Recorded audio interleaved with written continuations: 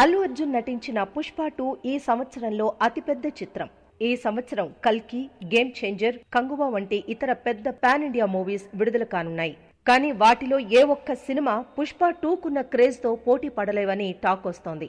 చిత్రానికి సంబంధించిన హైప్ వేరే స్థాయిలో ఉంది. పుష్ప 2 కోసం ఉత్కంఠ భారీగా ఉంది.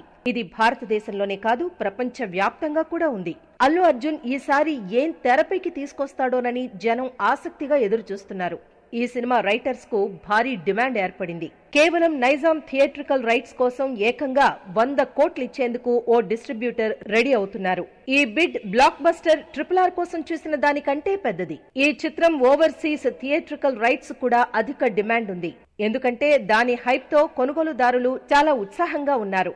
మెగాస్టార్ చిరంజీవి ఇప్పుడు సీనియర్ హీరో. పవన్ కళ్యాణ్ సినిమాలపై అంత సీరియస్ గా లేరు. రాజకీయాలకే ఎక్కువ అంకిత భావంతో ఉన్నారు పవన్ కళ్యాణ్. మెగా ఫ్యామిలీని ముందుకు తీసుకువెళ్లే సత్తా ఒక్క రామ్ చరణ్ కే ఉంది. కానీ రామ్ చరణ్ కూడా పాన్ ఇండియా స్థాయిలో అల్లు అర్జున్ ప్రమాణాలకు అనుగుణంగా లేరనే చెప్పాలి. అల్లు అర్జున్ పుష్ప 2తో ఏకంగా పాన్ ఇండియా స్టార్డమ్ ను సాధించారు. రామ్ చరణ్ కూడా RRR తో మంచి గుర్తింపు సంపాదించారు. కానీ అతనికి SS రాజమౌళి మద్దతుంది. అల్లు అర్జున్ తన తండ్రి అభిమానాన్ని వారసత్వంగా పొందిన రామ్ చరణ్ లా కాకుండా తన స్వంత అభిమానులను సృష్టించుకున్నాడు. Hype, records, business, non theatrical rights పరంగా పుష్ప 2 ఇతర మెగా ఫ్యామిలీ ప్రాజెక్టుల కంటే ముందుంది. పుష్ప 2 ఘన విజయం సాధిస్తే మెగా ఫ్యామిలీకి అల్లు అర్జున్ దిగ్గజమవుతాడు.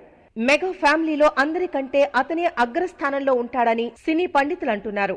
అంతేకాకుండా మెగా ఫ్యామిలీని అల్లు అర్జున్ టేక్ ఓవర్ చేస్తాడన్న టాక్ వస్తోంది.